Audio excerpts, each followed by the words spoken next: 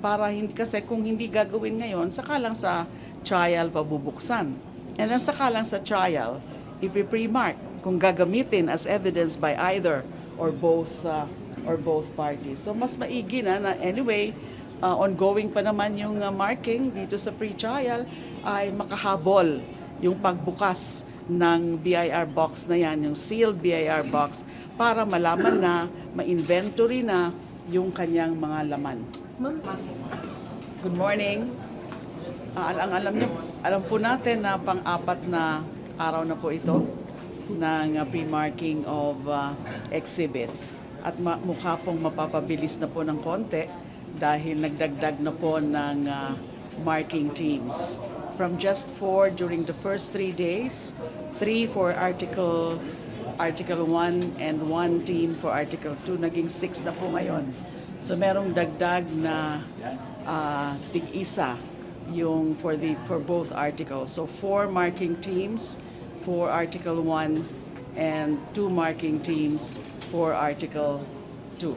So medyo binibilisan na po at nagdagdag sila ng working hours from originally from 9 to 5, ginawa na po nilang from 9 to 7.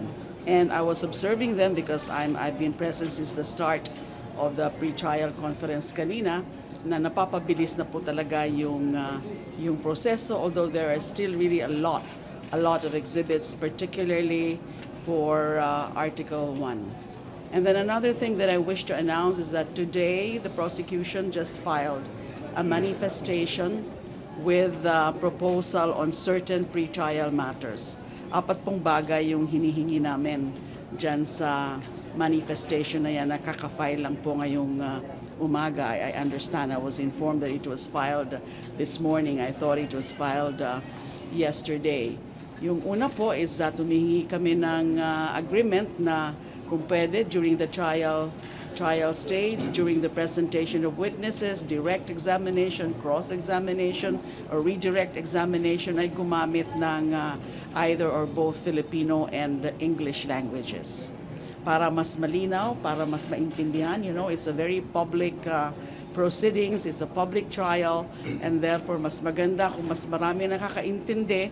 So it would help kung from time to time ay gumagamit po ng Filipino language na mas simple at mas maintindihan ng mga nanonood at nakikinig. Pangalawa po ay humihingi rin po ang, humihingi po yung prosecution din na yung tungkol sa presentation of or the participation of both public and private prosecutors pagdating sa pag-examine at pag-present ng mga witnesses. So at least 1 public prosecutor, 1 private prosecutor ang pwede na mag-present ng isang witness para kasi meron hong mga bagay, meron hong mga issues, meron hong mga testigo na ang coverage medyo expansive, and therefore ay baka hatiin po yung coverage ng testimony by a public prosecutor or a private prosecutor.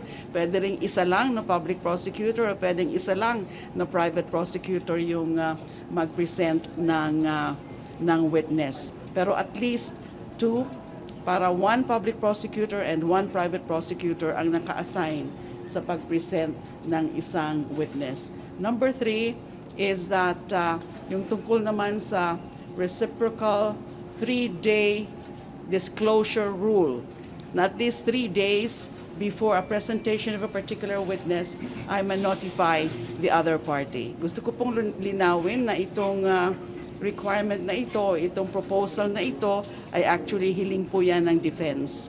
Hindi po yan hiling ng prosecution. Kasi sa tingin po namin ay nandyan naman, alam na nila kung sino yung mga witnesses namin, alam na nila kung ano yung mga ebidensya, nandyan yan sa pre-trial brief. But para lang hindi magkaroon ng mga procedural arguments o mga procedural technicalities na i-insist nila na kailangan walang surprises, ay pumapayag kami na ganun na nga. At least 3 days before the presentation of a witness or witnesses ay kailangan ay ma-notify yung the other party. But again, I stress that hindi po yan nanggaling sa amin, sa prosecution, kasi hindi na po namin kailangan ng notice kapag merong mga ipipresent ng mga witnesses. And yung mga dokumento, nandyan na, pinipremark na, alam na nila. And mula pa lang sa pre-trial brief, nandyan na. So there can be no questions about, well, it's a surprise witness, we're being ambushed here by a surprise witness. Pero yun na nga, para wala nang mga ganong usapan that could further delay the proceedings, pumayag po kami, and I'm sure dyan sa manifestation namin, wala silang objection tungkol dyan.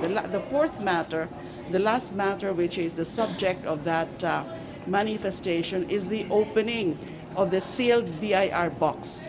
Remember, na doon sa proceedings before the Committee on Justice noon, pinagpasyahan ng majority of the members of the Justice Committee na huwag na munang buksan yung box na present o dinala ng BIR in compliance with the subpoena issued by the committee.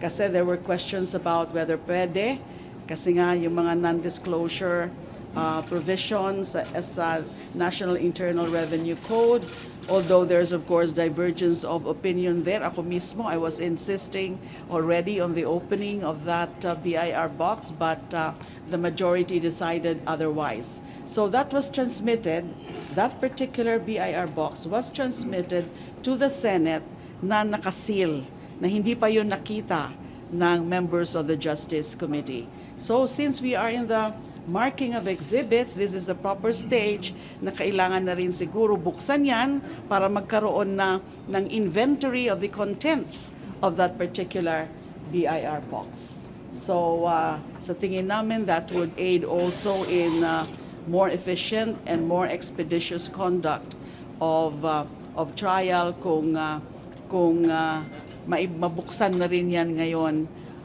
during the stage ng pre-trial. So those were the subject matters of the manifestation that was filed today, this morning, by the prosecution. Ma'am, ibig sabihin is Senate Secretary Badutog yung magdesisyon? I think the Senate Secretary has to get the clearance from the court, or at least from the presiding officer, tungkol dyan sa sealed BIR box.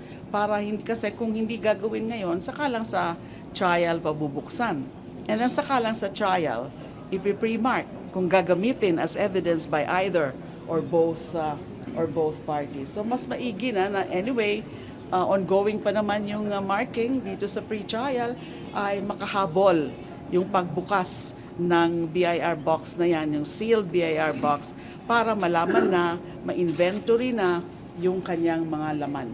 Ma'am, hindi pwede daw ba yung President Kutsalyan or kailangan buong impeachment? We will leave it up to them how they were going to resolve that matter.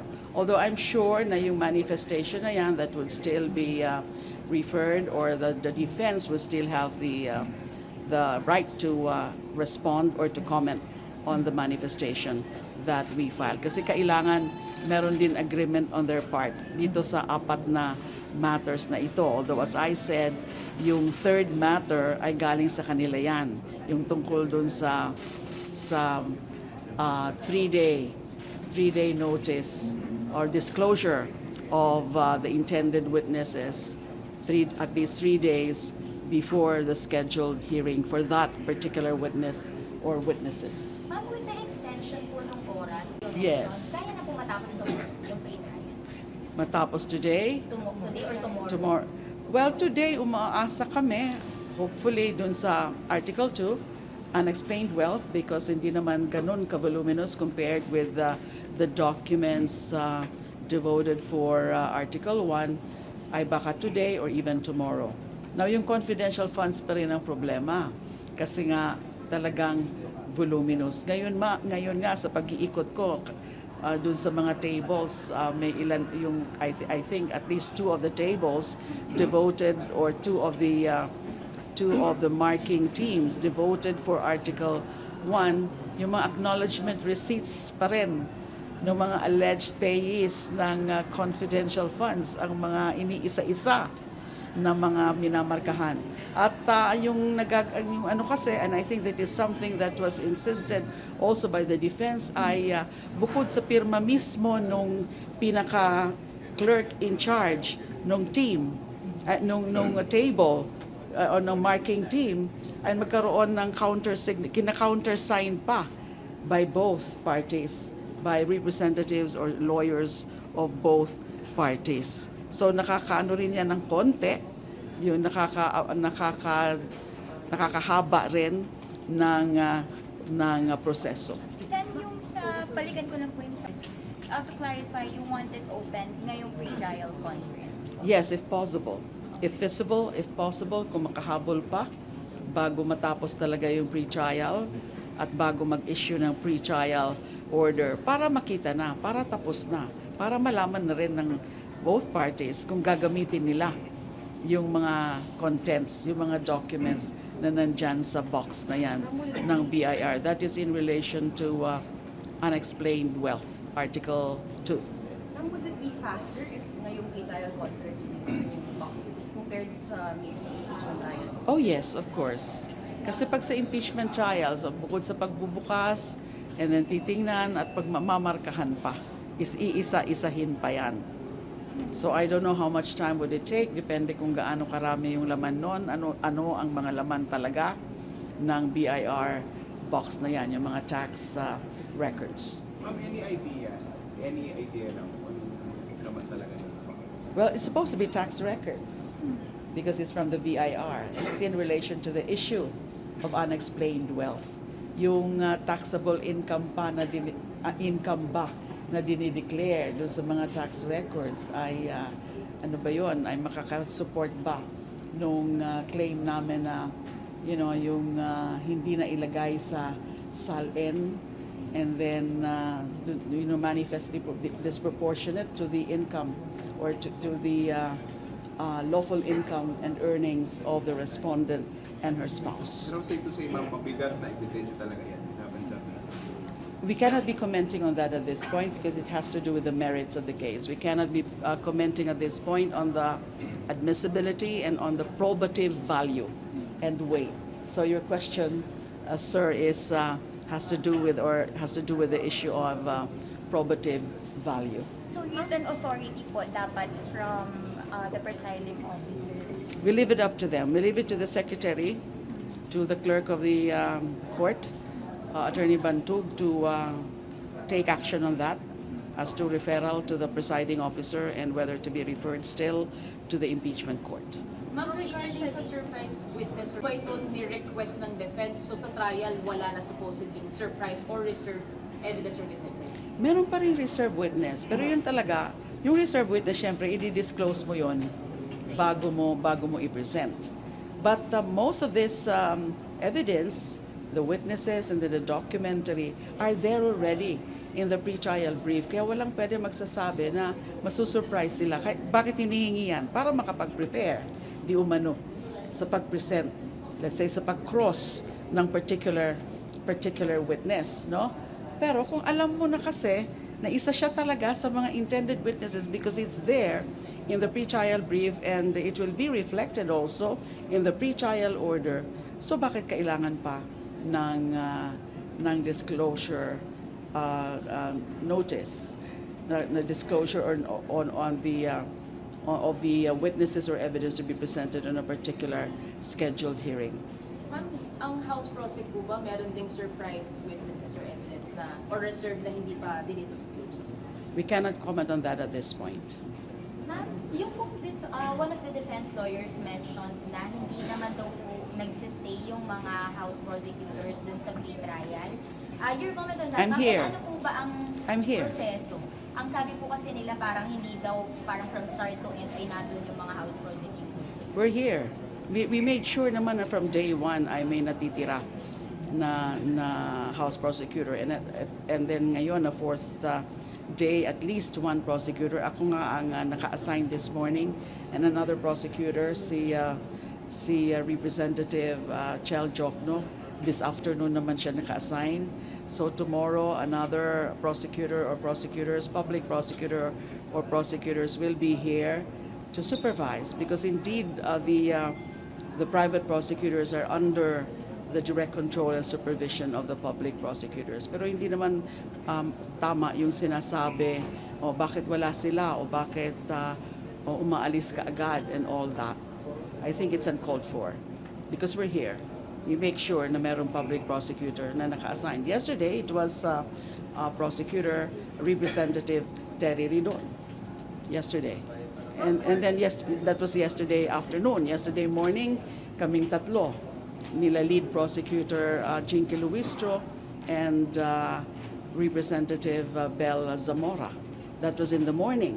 So meron naman talaga lagi na public prosecutor na naiiwan dito o pumupunta dito to supervise the work and to observe what's happening in the marking.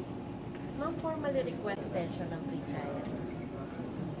No, there is no announcement yet about that. There is no request yet from any party, as far as I know. So pag-uusapan din namin yan, because so far it's supposed to be up to 2025, up to tomorrow, and that's why nag-endeavor yung teams na matapos within tomorrow. But I'm not sure about the confidential funds kung kakayanin up to tomorrow. Let's see, lalo nang na-extend naman yung working hours up to 7 o'clock. Ma'am, gano'n po kalayo yung pag-marking of evidence, yung progress so far, kahit percentage mo or... Siguro more than 50% na yan. And then yung, at mas mas marami na of course yung sa unexplained wealth. As I said, baka nga, we're hoping na yung sa unexplained wealth matapos within the day or up to tomorrow at the latest, yung sa unexplained wealth.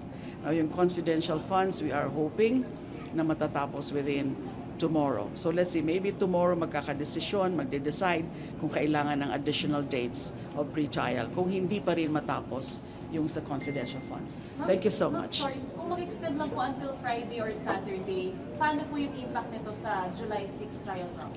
Hindi naman siguro yan maantala July 6, because even if what is stated in the guidelines on the conduct of pre-trial is that pre-trial orders is to be issued within 10 days from completion or from conclusion of the pre-trial, hindi naman kailangan ni-exhaust yung 10-day period for the impeachment court through the presiding officer to issue pre-trial order. Thank you.